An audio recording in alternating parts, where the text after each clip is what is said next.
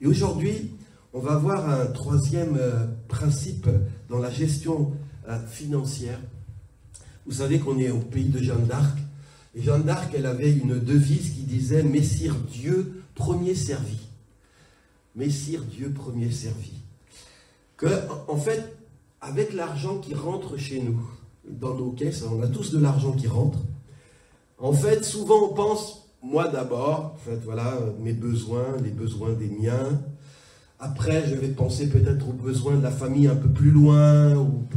Et puis, des fois, c'est en tout dernier, on pense à Dieu, ah oui, son œuvre, voilà. Il vient après le reste.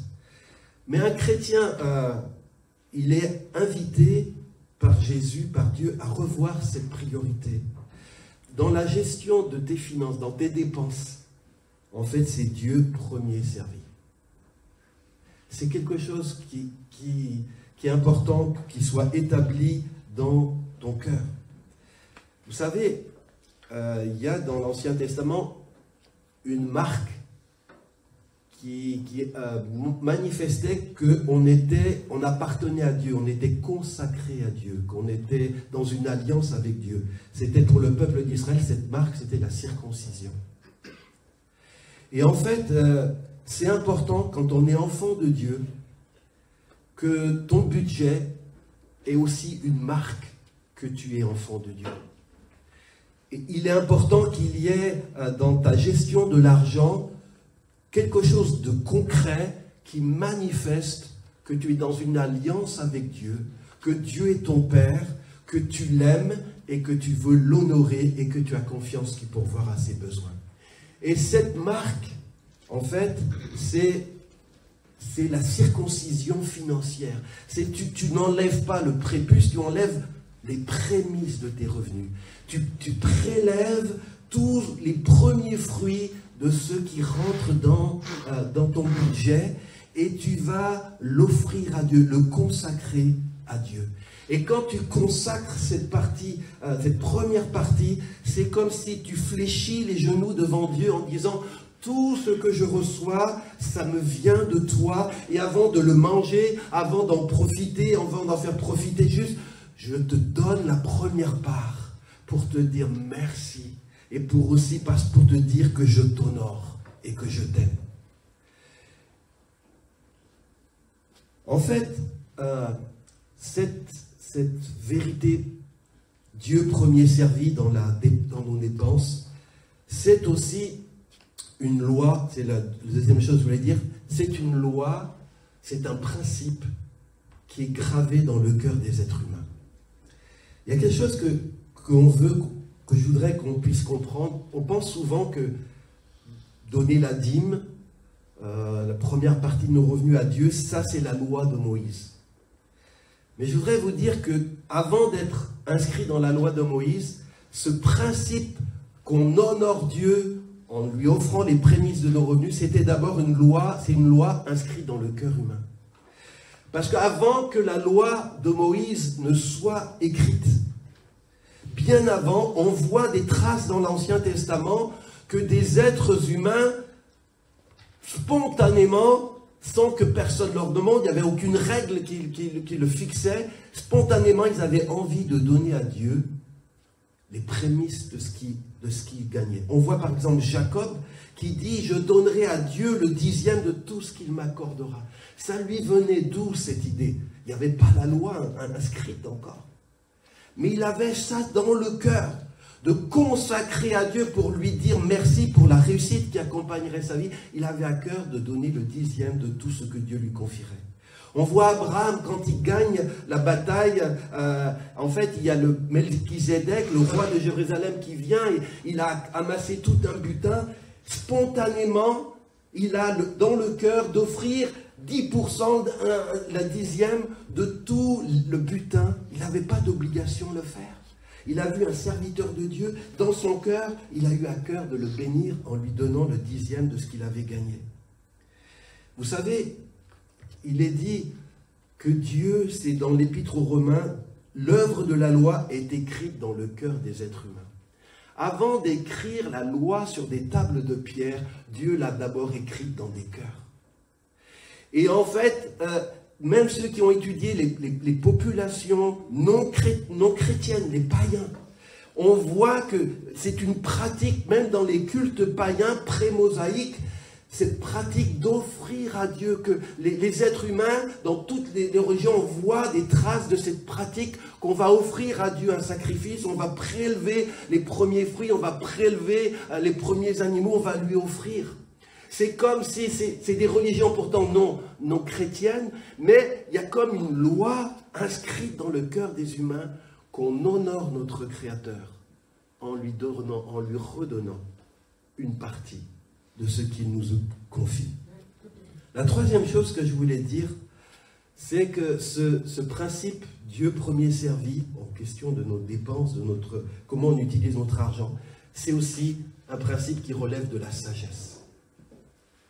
Pas de la loi de Moïse, mais de la sagesse. Il y a un proverbe, dans la Bible, il y a des livres qui sont entièrement consacrés à la sagesse. C'est-à-dire qui enseignent les êtres humains de tous les temps, de tous les âges, comment pouvoir se comporter dans la vie avec sagesse. Eh bien, voici ce qu'il écrit dans Proverbes chapitre 3, verset 9. « Honore le Seigneur en lui offrant une part de tes revenus. Donne-lui le meilleur de tes récoltes. » Ou on traduit d'autres, donne-lui la première part de tes récoltes, ou les prémices de ton revenu.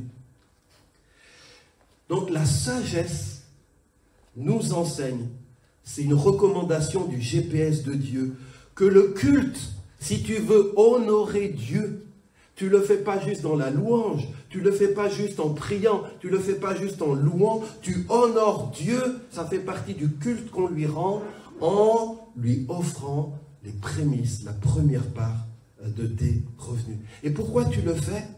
Tu le fais pour lui dire merci. C'est d'abord une offrande d'amour. Voilà, on offre ce que le Seigneur nous donne. Et on le voit dans l'Ancien Testament, c'était les premiers fruits, les premiers légumes, les premiers céréales, les premiers animaux, puisque l'argent ne circulait pas encore comme ça. C'était en nature, il donnait à Dieu sa part. Mais pour nous, c'est les premiers euros de ce que le Seigneur nous donne. Honore Dieu en lui offrant la première part. Et ensuite, mon quatrième point, c'est que ce n'est que beaucoup plus tard que la loi de Moïse va inscrire ce principe de sagesse dans les commandements. On voit dans Lévitique chapitre 27, verset 30, il est dit, on devra consacrer au Seigneur un dixième de tout ce qu'il nous confie. On devra consacrer au Seigneur. Là, c'est inscrit dans la loi de Moïse. Et on dit, qu'est-ce qu'on va faire avec ça? Dieu, il n'a pas besoin d'argent. Dieu, il ne paye pas de loyer. Dieu, il n'a pas... Voilà. Pourquoi on donne à Dieu ça? Qu'est-ce qu'il en fait, le Seigneur, de cette part qui lui revient? Eh bien, on lit dans l'Ancien Testament qu'il y avait deux choses. Dans Nombre 18, verset 21, d'abord, il dit, Dieu... la part que vous m'offrez, moi je la donne en salaire aux Lévites pour le service qu'ils accomplissent dans la tente de la rencontre.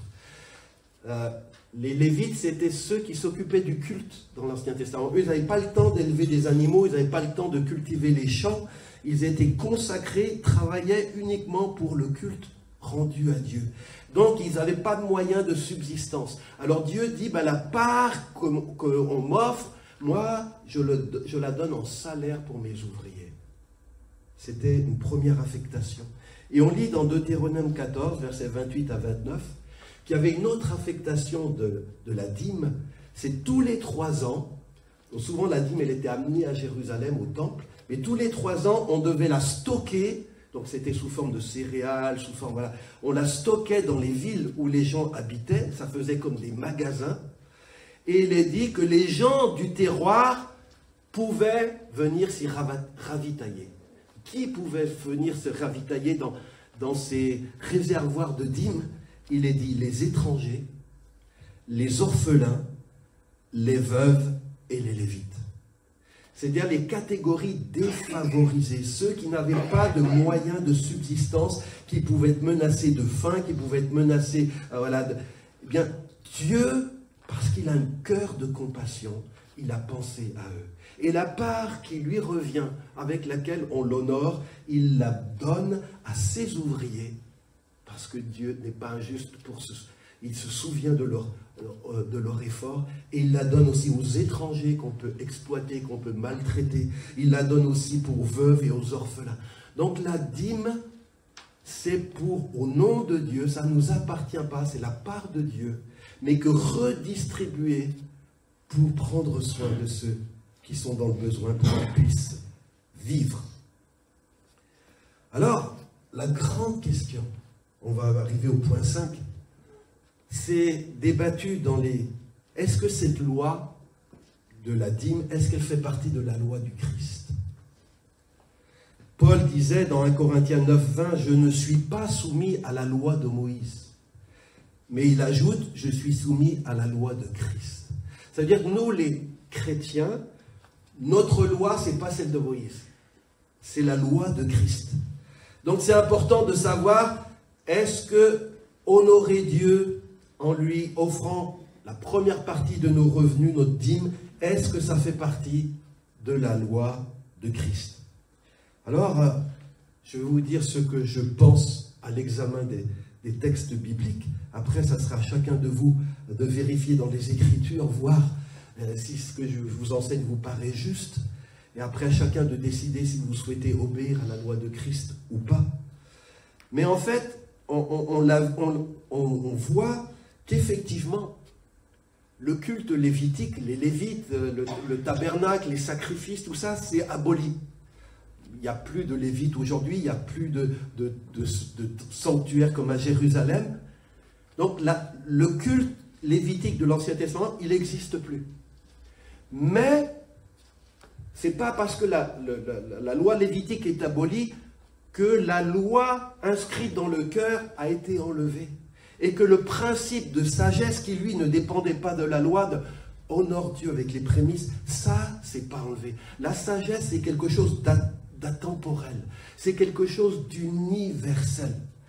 Et on remarquera, il y en a des gens qui ont dit, oui, mais il n'y a pas dans la bouche directe de Jésus un commandement qui est semblable à ce qu'on voit dans la loi de Moïse. Mais quand on regarde bien ce que dit Jésus, à propos de honorer Dieu en lui offrant les prémices de nos revenus.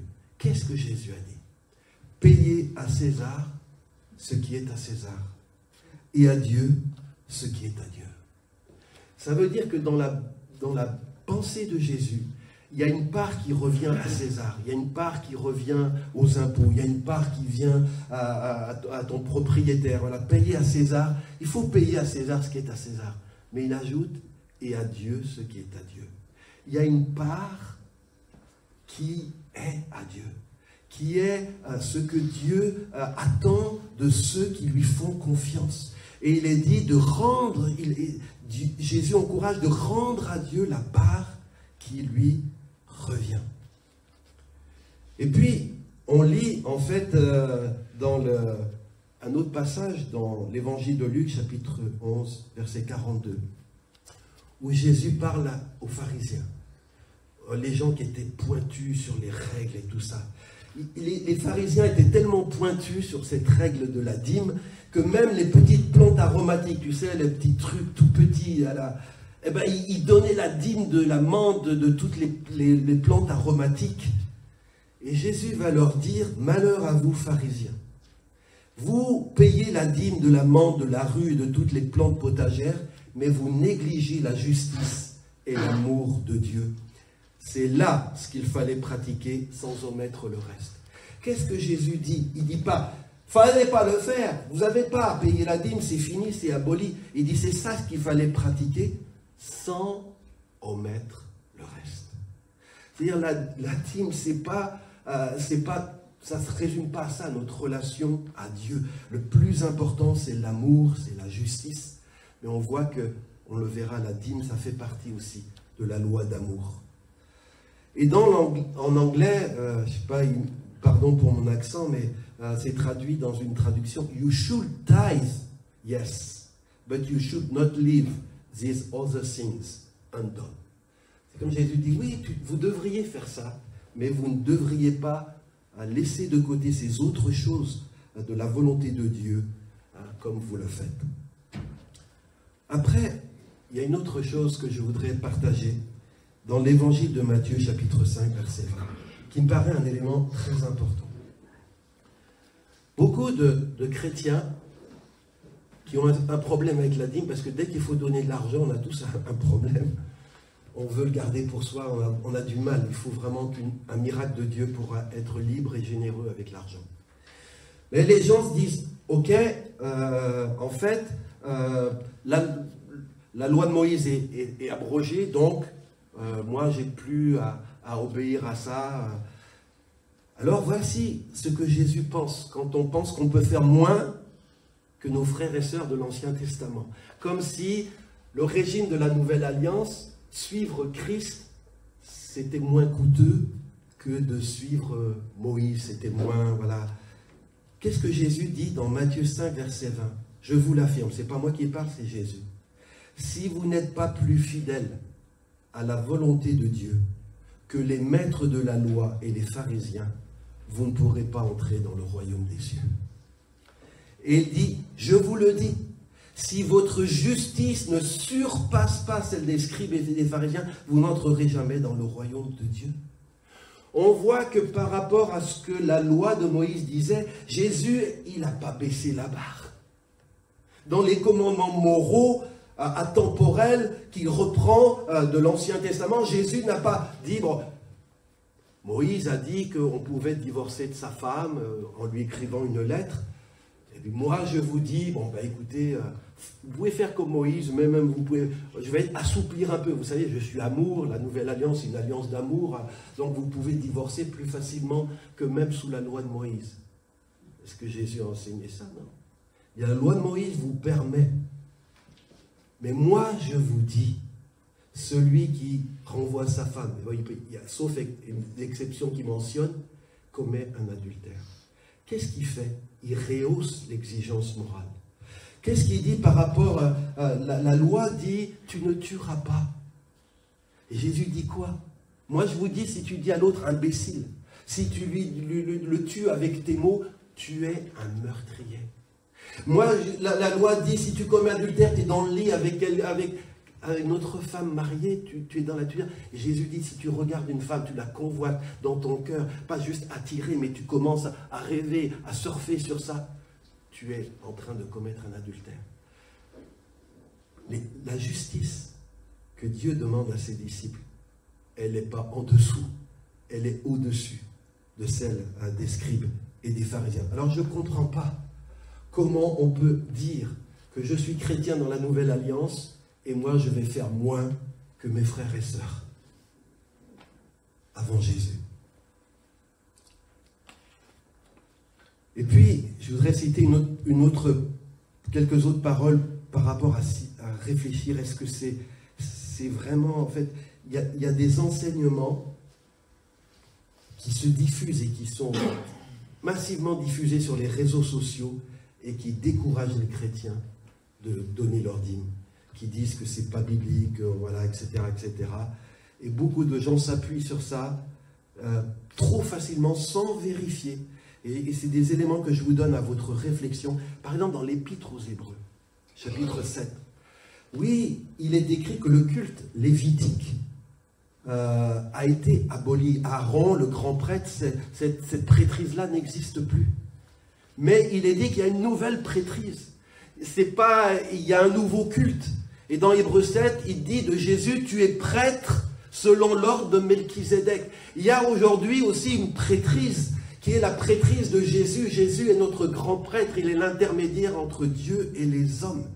Et l'Épître aux Hébreux dit, c'est pas l'Ancien Testament, Hébreux 7, 6, lui, Melchizedek, qui ne figure pas dans la généalogie de Lévi, a soumis Abraham à la dîme.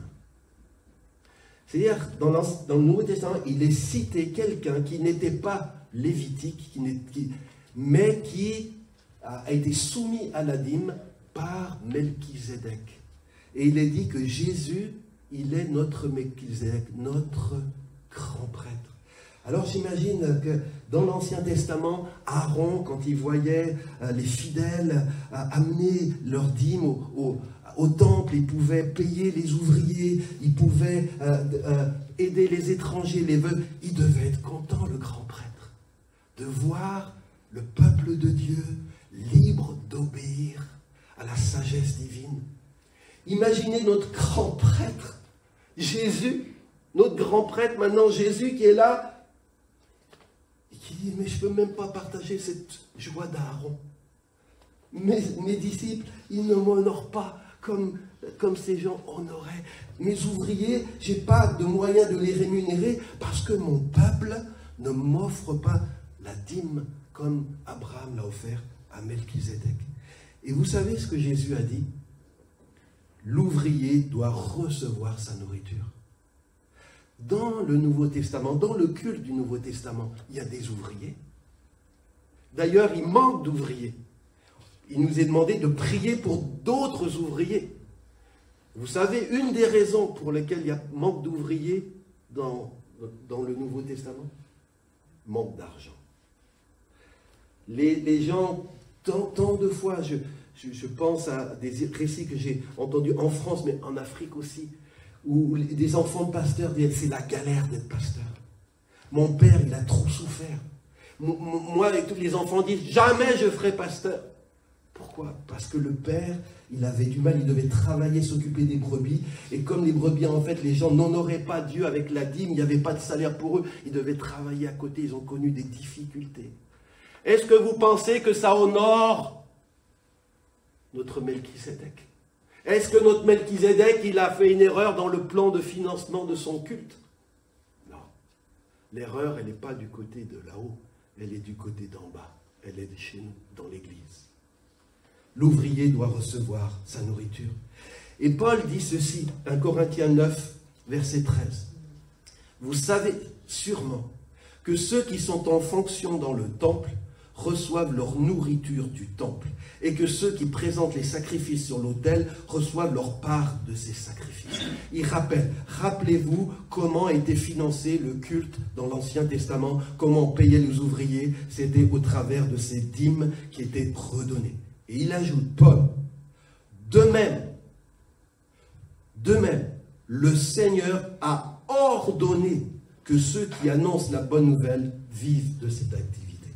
C'est pas, ça serait bien, les gars, qu'ils puissent vivre, ça serait sympa. Il a ordonné. C'est aussi un commandement. Dieu a ordonné que ceux qu'il met à part et dont le seul travail, ça va être d'annoncer la bonne nouvelle, d'enseigner le peuple, il a ordonné qu'ils puissent vivre de cette activité. Comment tu vas vivre de cette activité? Comment tu vas faire? Est-ce que tu penses que le gouvernement va te faire un chèque? Ça n'existe plus en France, non. Peut-être en Alsace-Moselle, pendant un temps, ils étaient payés, les pasteurs. Ça n'existe plus. Donc il y a deux solutions. Soit il est obligé de travailler à côté, soit les fidèles honorent Dieu en donnant leur dîme, et Dieu, il donne sa part pour payer ses ouvriers, comme c'était prévu par le Seigneur.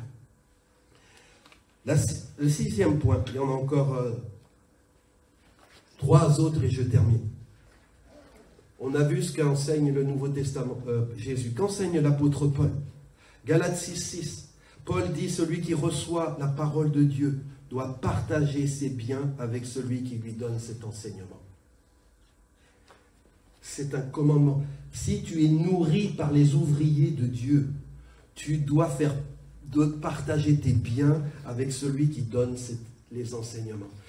Et tu le fais comment? Tu donnes la dîme, et cette dîme sert après à payer les ouvriers du Seigneur.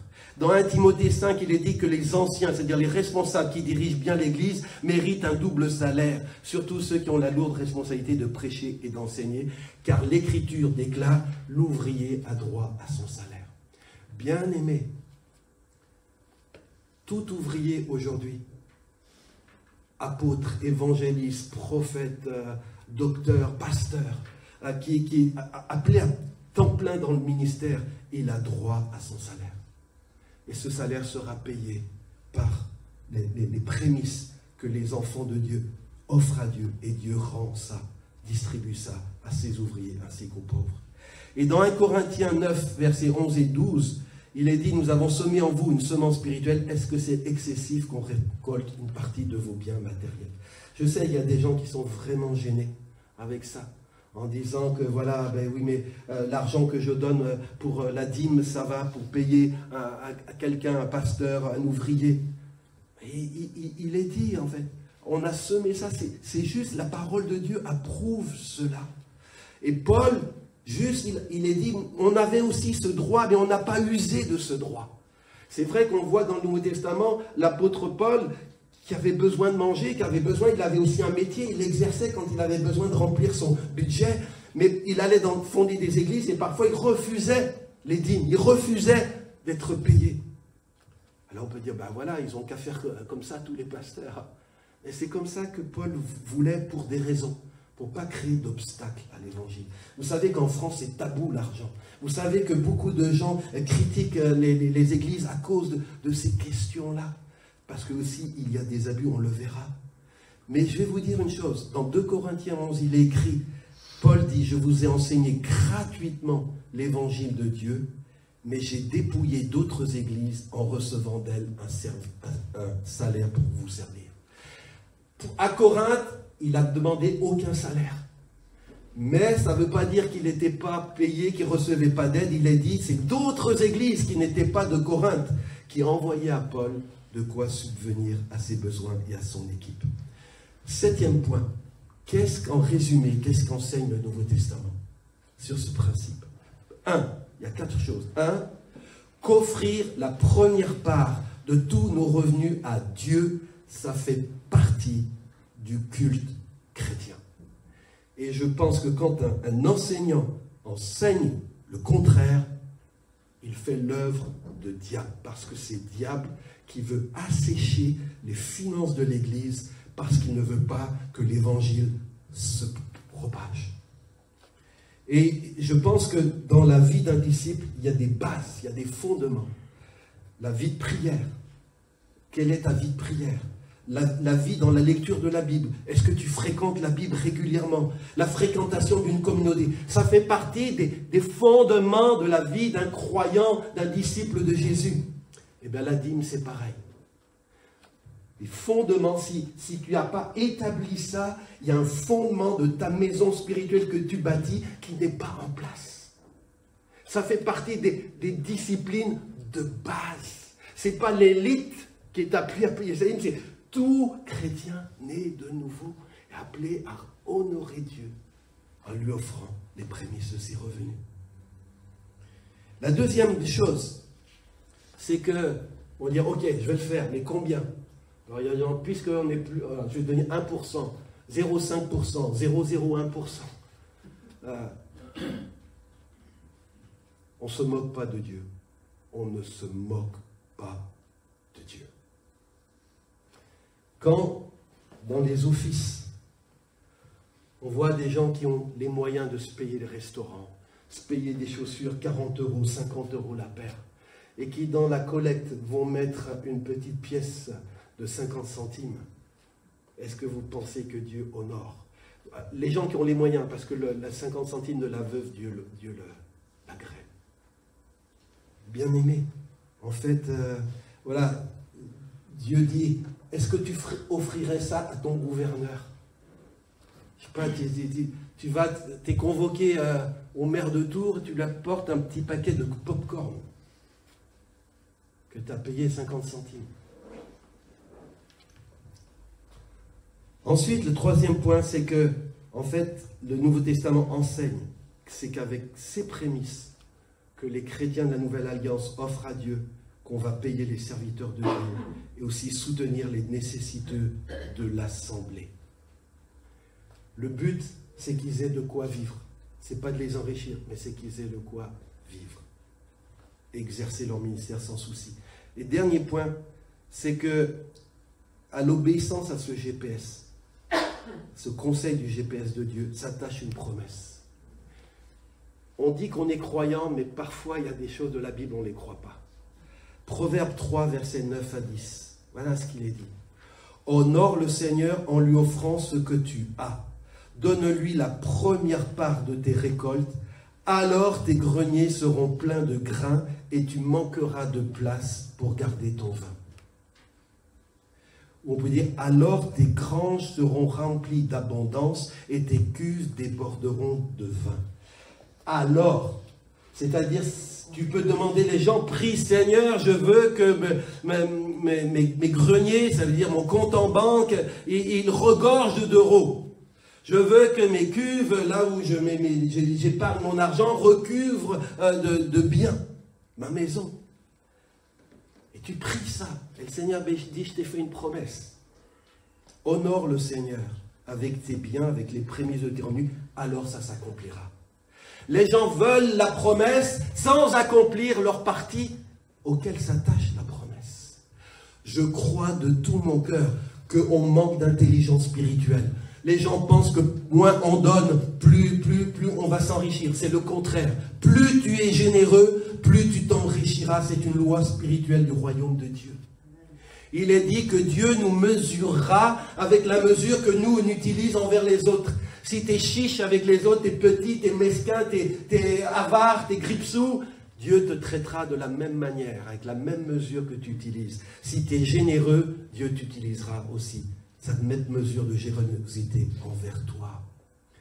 Bien-aimé, tu ne souffriras pas si tu obéis au GPS de Dieu. Le désir de Dieu est que tes greniers soient remplis, que tes cuves débordent. 8e point, avant-dernier, qu'est-ce que dit l'histoire de l'Église? C'est important de voir comment comprenaient les premiers chrétiens, comment ils comprenaient toute cette question, ce principe-là. Eh bien, si je cite Tom Rees, qui a fait des recherches sur ce sujet, dit que selon Origène, un père de l'Église, Jérôme, Chrysostome, l'Église primitive, suivant l'exemple et l'enseignement de notre Seigneur et des apôtres, enseignait et pratiquait la dîme. C'était dans les premières églises, ça faisait partie. L'église, parfois, s'éloigne. Et le réveil, c'est aussi revenir à ce que Dieu, à sa parole. Et un autre, Stephen Holford, dans son livre « La grâce de donner », dit « Les spécialistes de l'histoire de l'Église nous disent que le prélèvement de la dîme a été largement pratiqué dans l'Église depuis les temps apostoliques. »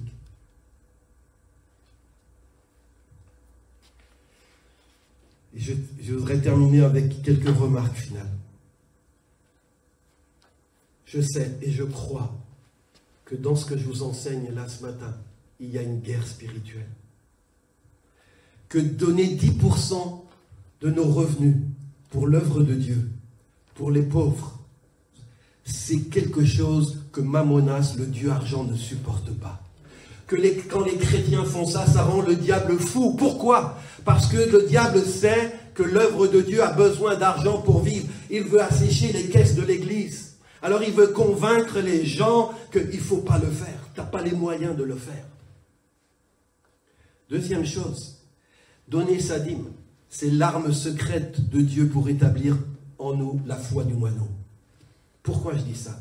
Rares sont en effet les chrétiens qui ont un excédent de 10% dans leur budget. Je ne vais pas vous demander de lever la main et dire qui, à la fin du mois, a 10% de rap, tu ne sais pas quoi en faire. Je pense qu'il n'y aurait pas beaucoup peut-être de mains levées. Et les gens vont dire, pasteur, c'est très bien tout ce que tu enseignes, je le crois, mais moi, je n'ai pas les moyens de prélever les prémices pour Dieu.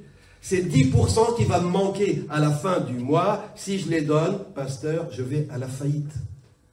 Ça, c'est ce que tu dis. Alors, mais moi, qu'est-ce que Dieu te répond? Mettez-moi à l'épreuve. Mettez-moi à l'épreuve. C'est la seule fois dans la Bible où il est permis de mettre Dieu à l'épreuve.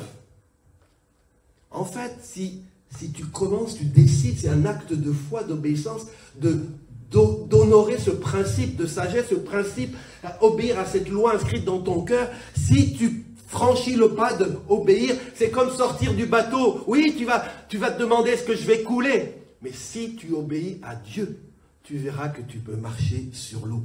Parce que quand on obéit à la parole de Dieu, certes, tu te mets en position d'avoir un miracle. Comment je vais faire? Et c'est là où tu vas faire entrer le surnaturel dans tes finances. Combien de témoignages on reçoit de gens qui ne pratiquaient pas, parce que faute d'enseignement, Dieu a éclairé leur cœur. Et ils ont dit, ok, Humainement parlant, je n'ai pas le moyen d'obéir à ça, mais je vais le faire parce que j'aime Dieu, parce que je veux l'honorer, je ne veux pas être ingrat, je ne veux pas que l'œuvre souffre, je veux le faire. Et qui vous disent, je ne sais pas pourquoi, il y a un miracle qui s'est passé. Je donne ma dîme et pourtant je ne manque pas à la fin du mois.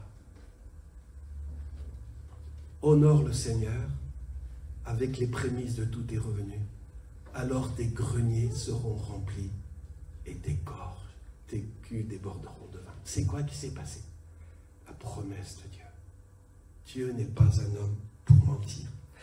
Et une autre remarque, bien aimée. Il est dit, c'est Jésus, celui qui est fidèle dans les petites choses sera aussi fidèle dans les grandes. Mais celui qui est malhonnête dans les petites choses sera aussi malhonnête dans les grandes. Les gens veulent des grands ministères. Donnez-moi cette position, donnez-moi ça. Ils aspirent à ça. Mais le Seigneur teste. Il dit que si tu es fidèle dans les petites choses, Dieu t'en confiera des plus grands. Mais si tu es malhonnête dans les petites choses, Dieu ne te confiera pas de plus grands. Et voilà ce qu'il ajoute, c'est Jésus. Si vous n'avez pas été fidèle en ce qui concerne l'argent, qui vous donnera le vrai bien qui vous est destiné? Moi, je vais évaluer, pas dans un esprit de jugement, mais je vais évaluer ta fidélité. Et quand je vois dans ta gestion de l'argent, tu ne suis pas le GPS de Dieu. Dans la gestion de ton argent, tu n'honores pas Dieu avec les prémices. Ça veut dire que tu n'es pas fidèle selon Dieu dans les petites choses. Les gérants de l'argent, c'est des petites choses pour Dieu.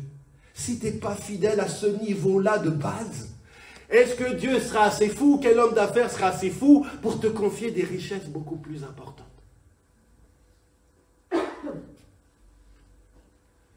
La dernière, deux, trois autres remarques, c'est ce que je vous ai dit ce matin, frères et sœurs. Il faut le faire que si tu le fais librement, sans contrainte. Il y a aujourd'hui des gens qui donnent leur dîme parce qu'on les manipule. Il y a des gens qui donnent leur dîme parce qu'on les contraint de le faire. Parce que, voilà, ne le fais pas pour ça. Il est dit que Dieu aime celui qui donne avec joie. Il faut, si tu le fais, fais-le avec joie.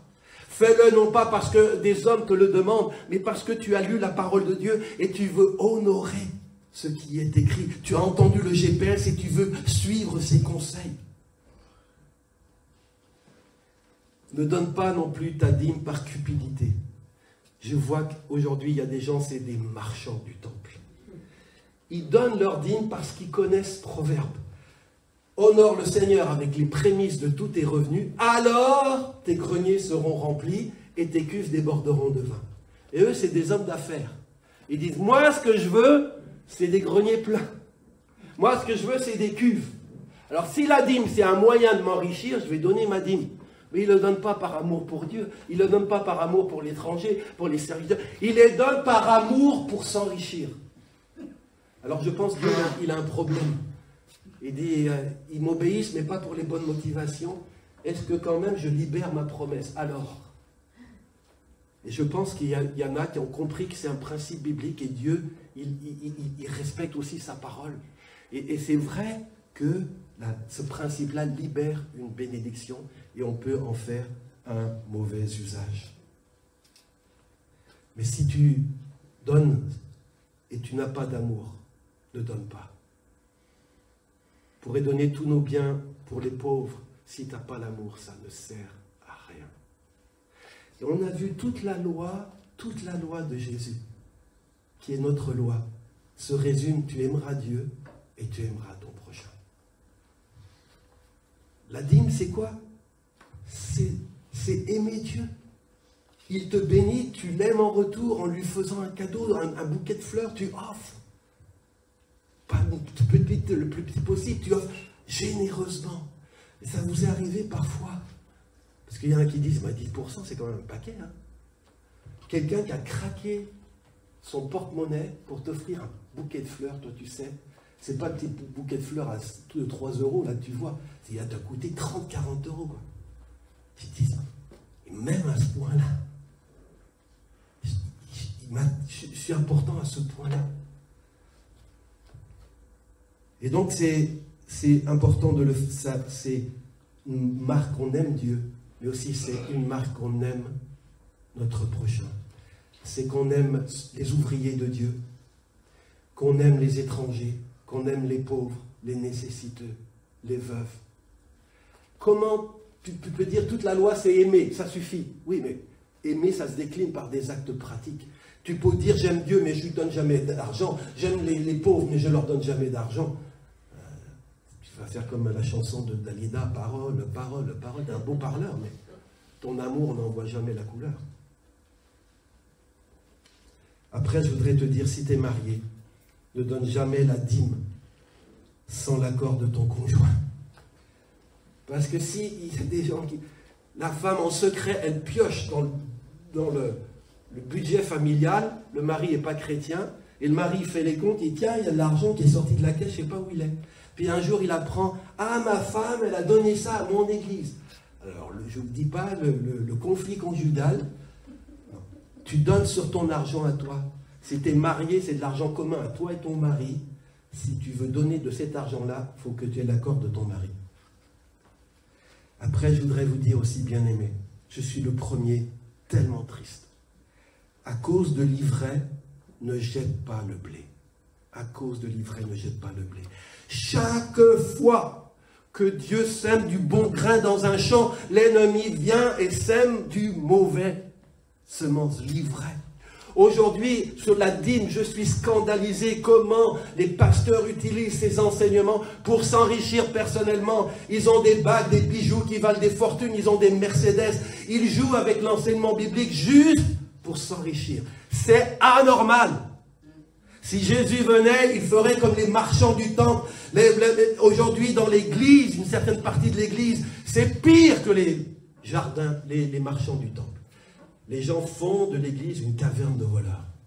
Alors à cause de ça, les gens disent, je ne donne plus. Je suis dégoûté. Pas à cause de l'ivraie, ne jette pas le bon grain. Il y a des bons ouvriers dans l'œuvre de Dieu qui souffrent, que tu ne vois pas à la télé, tu ne vois pas sur les réseaux sociaux, qui souffrent, qui payent le prix. Il y a des pauvres, il y a des choses à faire. Mais aussi, je veux dire, la dîme ne doit jamais rentrer dans la poche du pasteur. Quand je vois que les gens donnent la dîme, le pasteur met tout dans sa poche, oh là là, je me dis, c'est pas juste. Parce que si ça va dans sa poche, l'amour de l'argent, c'est comme, vous savez, les eunuques pour qu'on les castrait, parce qu'on leur donnait supervision d'arrêt, mais c'est trop dangereux si tu as des pulsions. Alors, en fait, il faut que ça soit, la dîme, ça doit être géré par des personnes fidèles, par l'Église, à droit de regard. On donne à l'ouvrier ce dont il a besoin pour qu'il ne souffre pas. Mais on ne lui donne pas tout le magot, il ne mange pas tout. Ce n'est pas que pour lui. C'est aussi, on l'a vu, dans ces réservoirs où les démunis peuvent se servir. Donc, bien-aimés, Dieu nous a ouvert sa parole, ouvert son cœur. Maintenant, c'est à toi, devant lui, de prier, de réfléchir. Peut-être si tu veux de réécouter, je mettrai le lien pour ce message. Dieu veut te bénir. Mais il te bénira en faisant aussi de toi un instrument de bénédiction.